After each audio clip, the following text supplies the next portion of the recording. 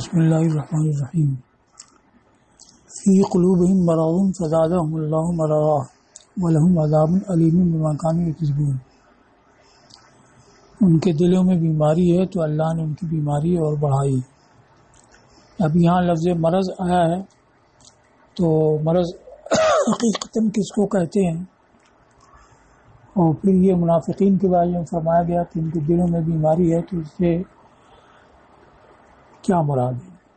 مرض ایک حقیقی ہوتا ہے، ایک مجازی ہوتا ہے، تو مرض حقیقی مراد ہے یا مرض مجازی؟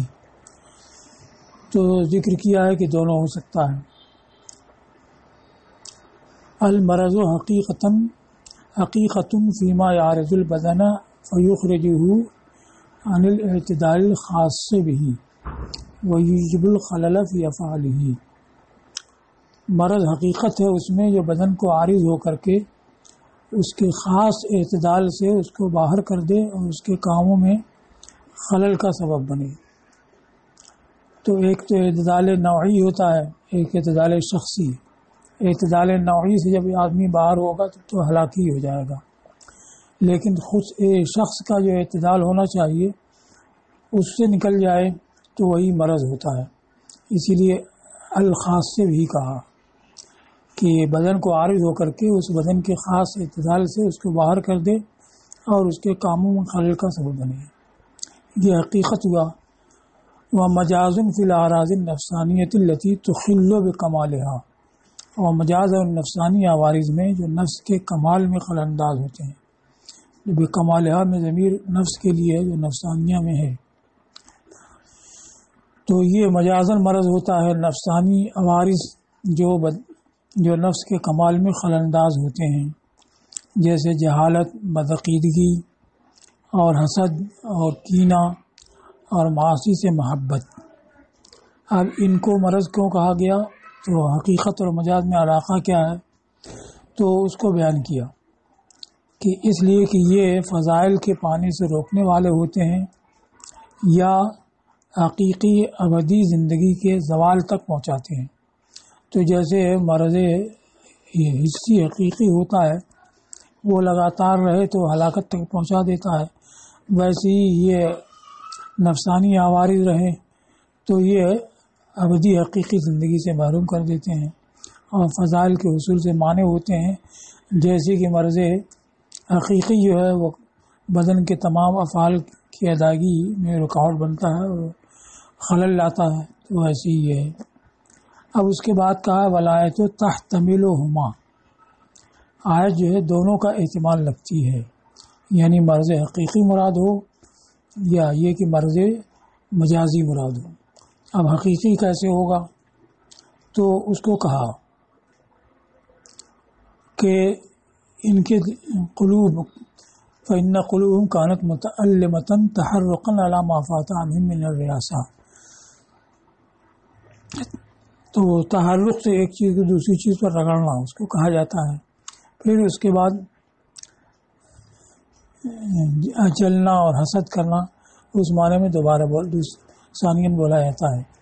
تعلمہ سے متعلم ہے، ان کے دل علم رسیدہ تھے، دکھی تھے اس سے جلن کی وجہ سے جو ان سے ریاست جاتی رہی، فوت ہو گئی، اور اس پر حسد کی وجہ سے جو رسول اللہ صلی اللہ علیہ وسلم کے معاملے کا ثبات اور ان کی شان کی روز بروز بلندی دیکھتے تھے۔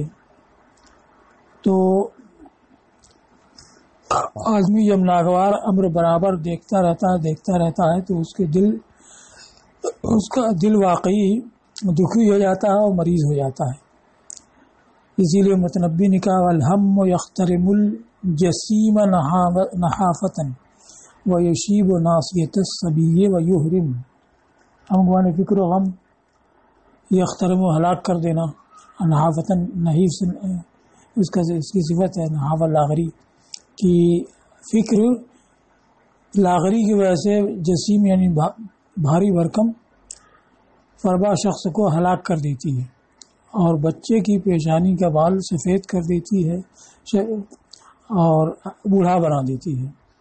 تو اب یہ برابر ناگوار امر دیکھتے رہے تو واقعتاً ان کے دل میں بیماری پیدا ہو گئی، علم پیدا ہو گیا۔ تو اس لحاظ سے یہ حقیقی بیماری ان کے دلوں میں تھی۔ اب اس کو زیادہ کرنے کیا مطلب، فزادہم اللہ مرضا، کہ جب شان اور حضور صلی اللہ علیہ وسلم کی شان اور بڑھی تو ان کے دل کا علم اور بڑھا، تو اس میں زیادتی ہوئی۔ وزاد اللہ غمہم بما زاد فی اعلاء امرہ و اشادت ذکرہ، اور اللہ نے ان کو غم بڑھایا اس کی وجہ سے جو حضور کے معاملے کی بلندی میں اور ان کے ذکر کی رفعت میں، اشادہ رفع، اور ان کے ذکر کی رفعت میں اضافہ کیا۔ تو جب معاملے کی بلندی اور ذکر کی رفعت اور بڑھی تو ان کے دل کا علم اور بڑھا۔ اس وجہ سے یہ حقیقی علم اور بیماری یہ بھی مراد ہو سکتی ہے۔ اب دوسرا مجازی معنی کہ جہالت بدعقیدی حسد وغیرہ کی بیماری، تو اس کو کہا ہے وَنُفُوسُهُمْ كَانَتْ مَعُوفَةً بِالْكُفْرِ وَسُوءِ اعتقاد ومعادات النبی صلی اللہ تعالی وسلم ونحوها، اور ان کے دل کفر، بد اعتقادی، نبی کریم صلی اللہ تعالی وسلم کی عداوت اور اس کی مثل کی وجہ سے معوف تھے، آفت زدہ تھے۔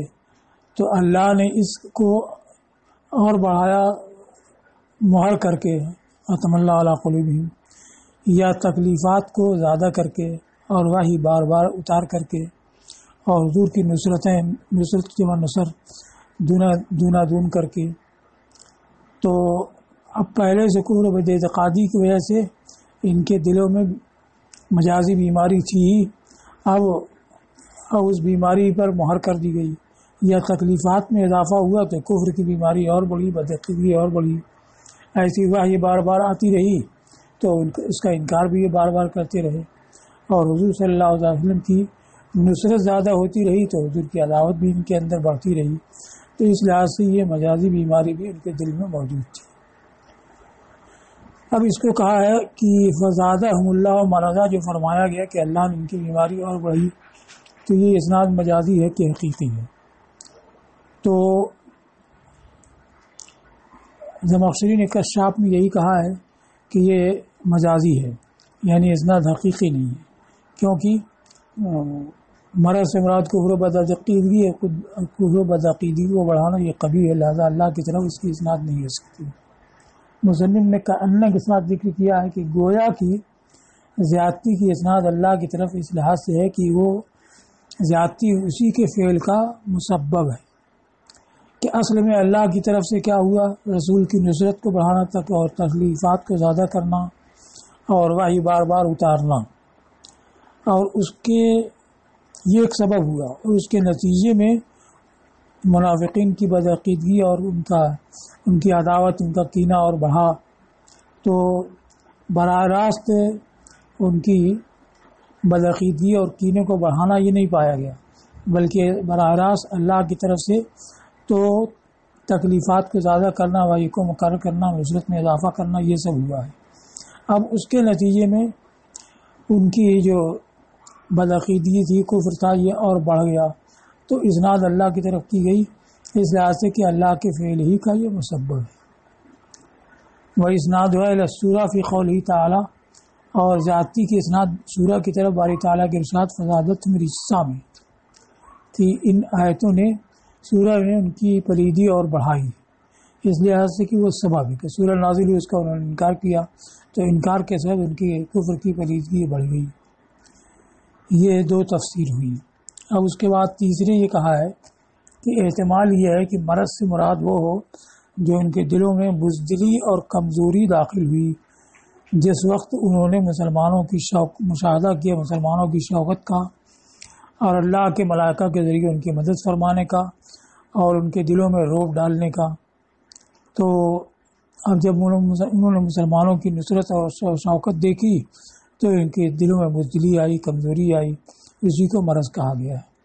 اسی طرح اللہ نے ملائکہ کے ذریعے مدد کی اور مخالفین اعداء کے دلوں میں رعب ڈال دیا، نصیر تو بالرعب مسیرۃ شہرین فرمایا گیا، تو یہی بیماری مراد ہو۔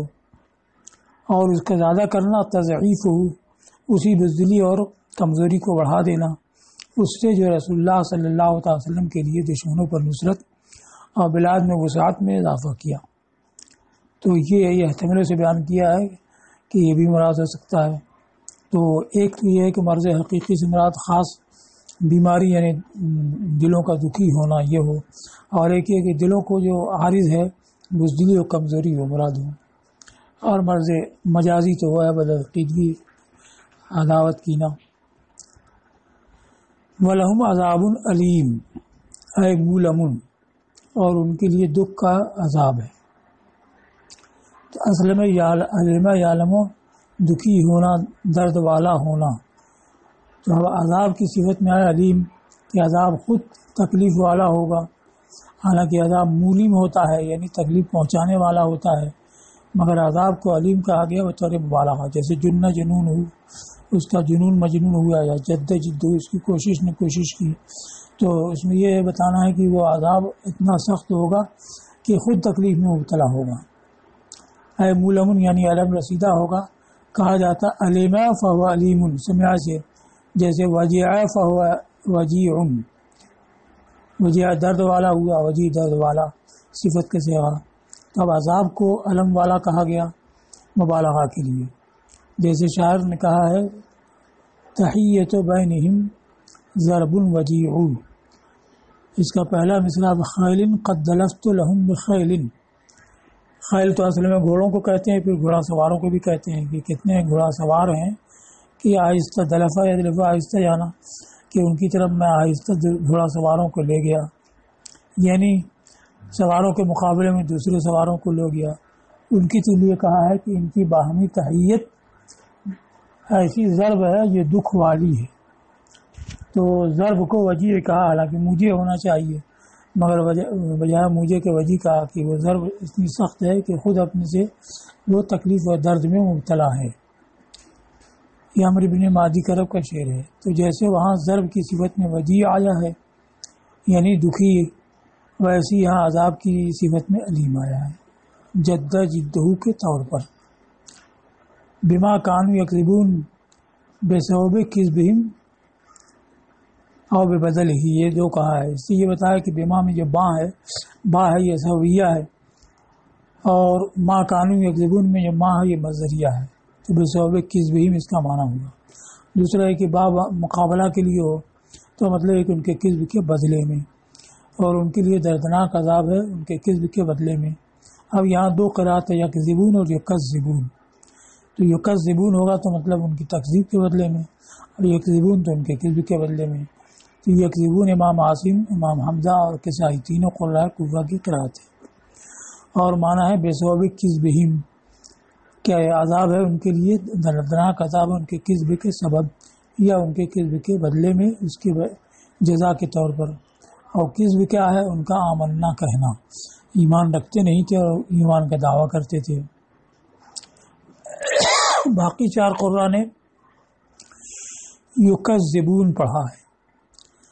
اب یکذبون میں کئی احتمال بیان کیے ہیں کہ یکذبون میں جو کذب سے تکذیب تفعیل میں گیا تو یا تو تعدیہ کے لیے ہو جس کا معنی جھٹلانا، تو وہ جھٹلاتے تھے۔ دوسرے یہ ہے کہ تفعیل کی خاصیت ہے مبالغہ، اب مبالغہ یا تو کم میں ہوتا ہے یا کیف میں ہوتا ہے، تو کیف میں مبالغہ کی چیز جیسے بیّنت صبح خوب روشن ہو گئی، تو یہ کیف کے لحاظ سے اضافہ ہوا، یا کم کے لحاظ سے زیادتی بتائے، جیسے موتت البہائم یعنی بہت سارے جانور مر گئے، تو یہ موتہ میں مبالغہ کم میں ہے۔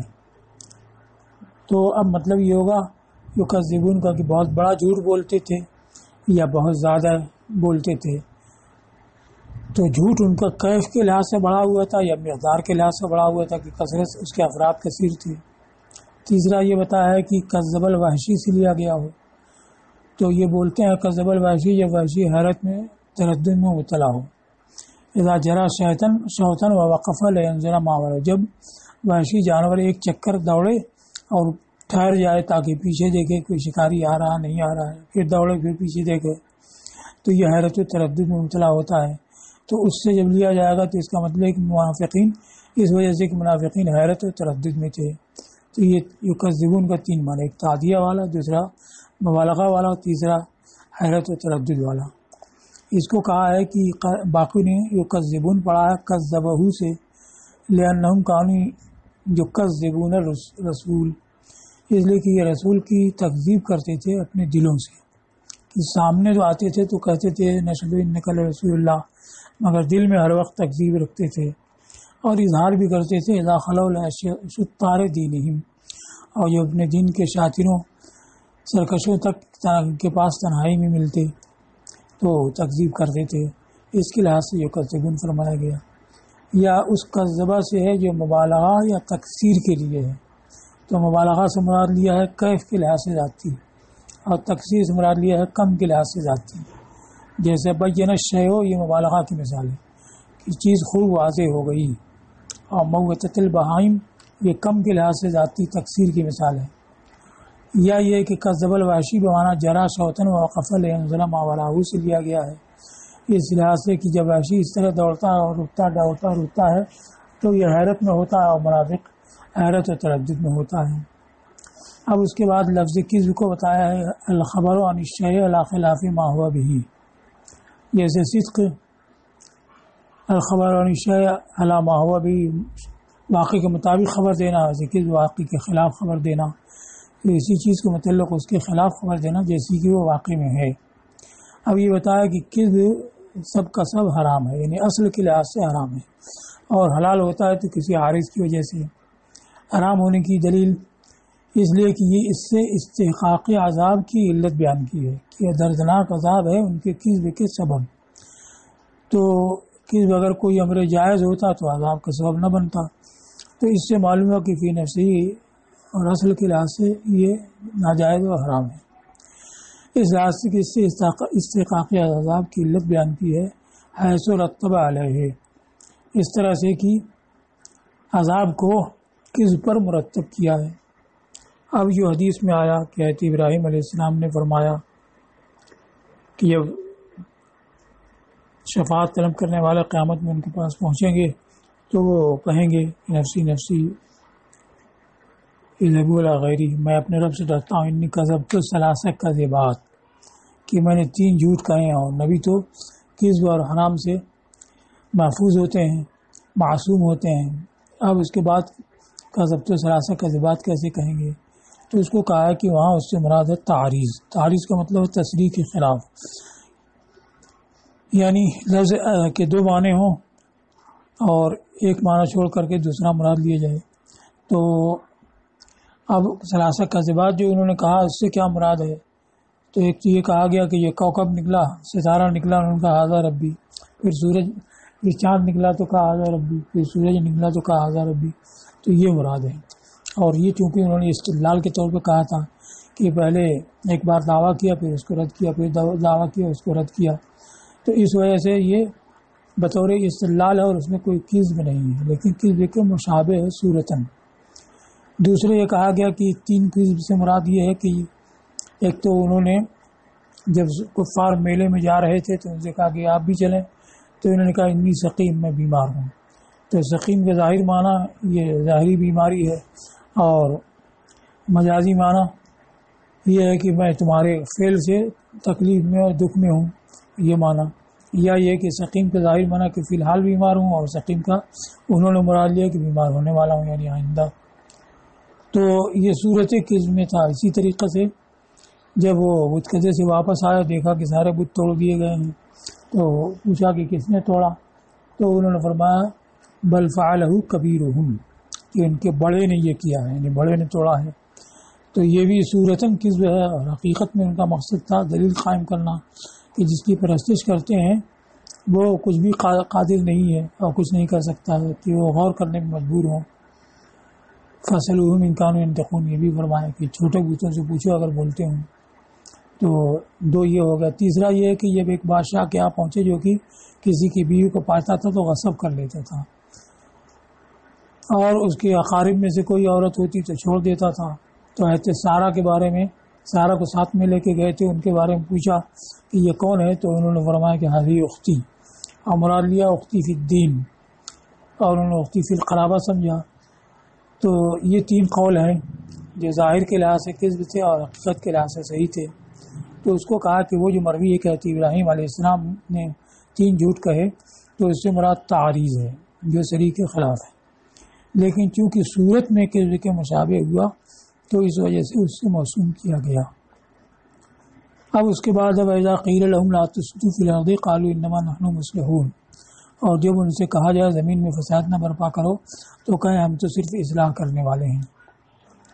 اب یہ واو عاطفہ کے ساتھ آیا ہے تو اس کا معطوف علیہ کچھ چاہیے، تو معطوف علیہ کیا ہے؟ تو کہا کہ یکذبون پر عطف ہے۔ اب اس پر کلام یہ ہے کہ یکذبون جو ہے ما مصدریہ کا صلہ ہے، اور ما مصدریہ کا جو صلہ ہوتا ہے وہ تو مفرد ہو جائے گا، اور اس کے اوپر جملہ شرطیہ عطف نہیں ہوتا ہے۔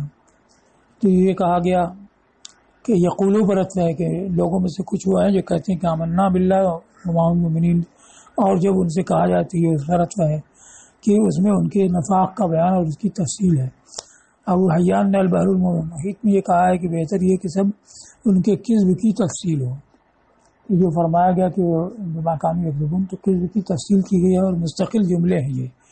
ایک یہ کہ جب ان سے لا تفسدوا کہا جائے تو کہیں انما نحن مصلحون، اور جب کہا جائے کہ ایمان لاؤ جیسے کہ لوگ ایمان لائیں تو کہیں نؤمن کما نحن، تو یہ ان کے کذب ہی کی تفصیل ہے، اور یہ مستقل جملہ ہے مستانفہ۔ تو یہ یکذبون پر عطف ہے یا یقولو پر۔ اب یہاں پر ایک روایت ہے سلمان فارسی رضی اللہ تعالیٰ عنہ سے کہ اس آیت والے ابھی نہیں آئے، تو ابھی نہیں آئے کا مطلب اگر یہ لیتے ہیں کہ اس آیت کے مصداق موجود ہی نہیں ہے تو یہ نہیں ہو سکتا ہے، اس لیے کہ لہم کی ضمیر انہی کے لیے ہے جو حضور کے زمانے میں موجود تھے اور نفاق برتتے تھے، تو وہ اس کے مصداق نہ ہو یہ مطلب نہیں ہو سکتا ہے۔ تب مطلب ان کے قول کا یہ ہے کہ اس آیت کے سارے مصداق ابھی نہیں آئے، آئندہ بھی ہوتے رہیں گے، اس لیے کہا فلعلہ، تو شاید کہ انہوں نے اس سے یہ مراد لیا ہو کہ اس آیت کے لوگ یہ صرف وہی لوگ نہیں ہیں جو اس زمانے میں تھے، بل وسیکون من بعد من حالہ حالہم من بعد ذلک، یعنی بلکہ آئندہ بھی ایسے ہوں گے جن کا حال ان کے حال کی طرح ہوگا، اور یہ مطلب کہ وہ لوگ جو اس زمانے میں تھے وہ اس کے مصداق نہیں ہو سکتا ہے، اس لیے کہ آیت اپنے ماقبل سے مرتبط ہے اس ضمیر کی وجہ سے جو اس میں ہے، وہ لہم میں ہم کی ضمیر ہے، تو وہ اس کے مصداق نہ ہو یہ درست ہو نہیں سکتا ہے۔ اس وجہ سے اس کا مطلب وہی ہوگا کہ ان کی مراد یہ ہے کہ اس آیت والے سب کے سب نہیں آئے، آئندہ بھی آئیں گے۔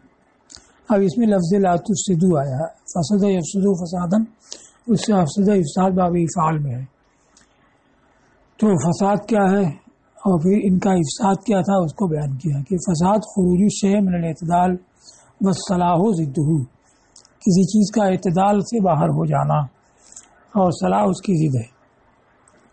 اب فسد طعام، یعنی طعام کی جو کیفیت اور اعتدال کی حالت ہونی چاہیے وہ نہ رہی بلکہ اس سے نکل گیا، اور بگڑ جانے کے بعد خراب ہو گیا، بگڑ گیا، اس کے بعد بھی قابل انتفاع ہو سکتا ہے، لیکن اعتدال سے باہر ہونا، خرابی آ جانا، یہ فساد کا مفہوم ہوتا ہے، اور صلاح درست رہنا، ٹھیک رہنا، یہ اس کی ضد ہے، اور یہ دونوں یعنی فساد اور صلاح ہر ضرر رساں اور نفع بخش کو عام ہے، ہر ضرر مضر کے لیے فاسد اور نافع کے لیے صالح کہا جاتا ہے۔ اب یہ ہے کہ منافقین کیا کام کرتے تھے جس کی وجہ سے فرمایا گیا کہ زمین میں فساد نہ برپا کرو، تو اس کو کہا ہے کہ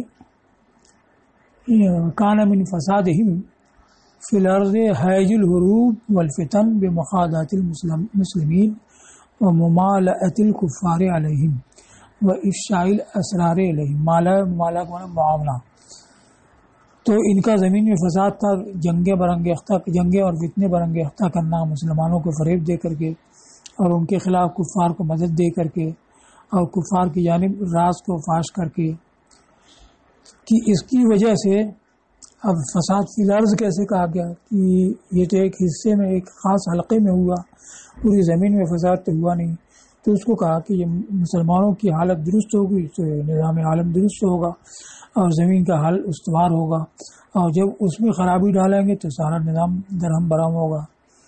اس کو کہا فَإِنَّ ذَلِكَ يُؤَدِّي، یہ جنگ برانگیختہ کرنا اور کفار مدد کرنا، راز فاش کرنا، یہ پہنچاتا ہے اس کے فساد تک جو کچھ بھی زمین میں ہے، انسان، چوپائے اور کھیتی، اور اسی فساد میں سے ہے معاصی کا اظہار کرنا، دین کی اہانت کرنا، اس لیے کہ شرائع یعنی قوانین شریعت میں خلل اندازی اور عنصر گردانی، اس میں سے ہے جو حرج و مرج، یعنی فتنہ و فساد کا سبب ہوتی ہے اور نظام عالم میں خلل انداز ہوتی ہے۔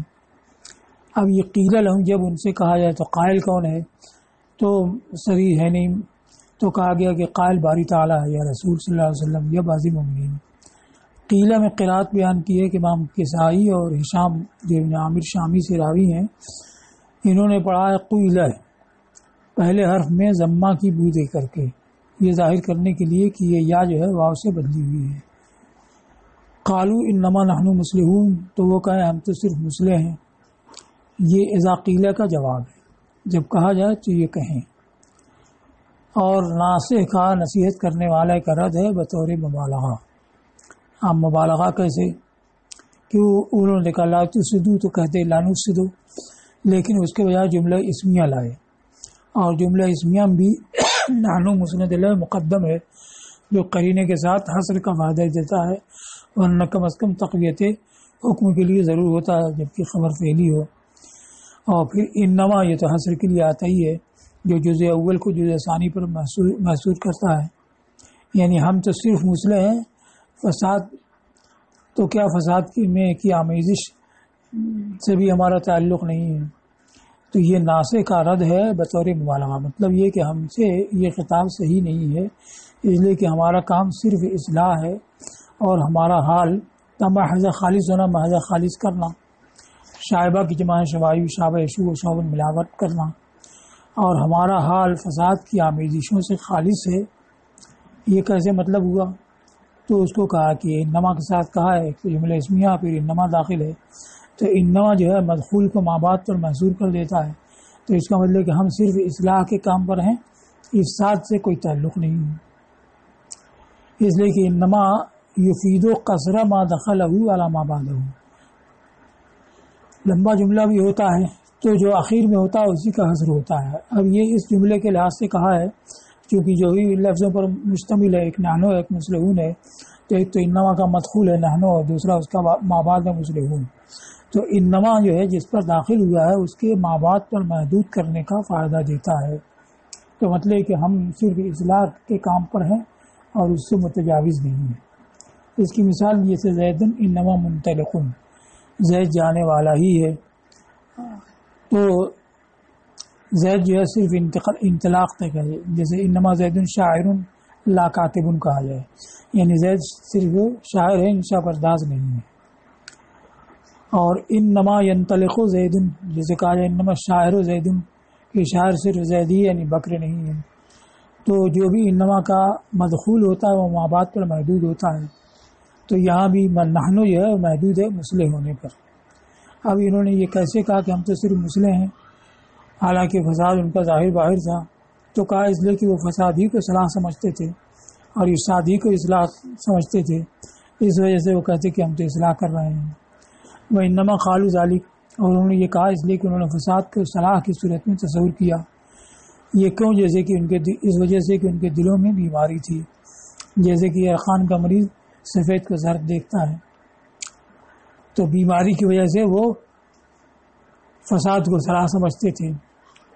جیسا کہ ارشاد فرمایا ہے فمن زین لہ سوء عملہ فرآہ حسنا، تو کیا وہ جس کے لیے اس کی بدکاری آراستہ کی گئی تو اس کو اس نے اچھا سمجھا، تو اس کی طرح ان کا حال تھا، اس لیے کہتے تھے انما نحن مسلمون۔